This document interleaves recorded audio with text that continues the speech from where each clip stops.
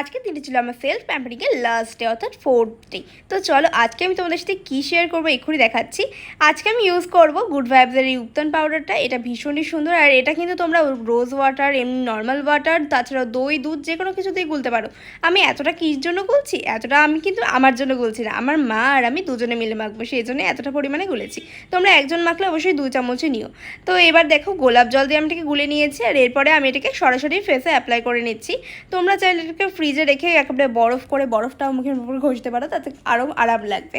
তো আমি এটাকে নর্মালি অ্যাপ্লাই করেছি, এটাকে আমি হাতেও অ্যাপ্লাই করেছি, 2 হাতেই, তাহলে একদমই সমস্ত ট্যান আমার রিমুভ হয়ে যাবে সেই জন্য। তো দেখতে পাচ্ছ আমাদের সমস্ত ট্যান কিন্তু রিমুভ হয়ে গেছে। আমি ধুয়ে এসেছি ওটা একদমই, এটাকে 15 থেকে 20 মিনিট রাখার পর এটা একদম শুকিয়ে যাবে, তারপর এটাকে ধুয়ে ফেলতে হবে। তো দেখতে পাচ্ছ আমার মুখের সমস্ত ট্যান কিন্তু দূর হয়ে গিয়েছে, আর কতটা গ্লো করছে সেটা তো তোমরা দেখতেই পাচ্ছ। চলো আজকে আমার সেলফ প্যাম্পারিংয়ের পার্ট এখানে শেষ হচ্ছে, আর এটা কিন্তু কোনো প্রমোশনাল ভিডিও নয়। বাই।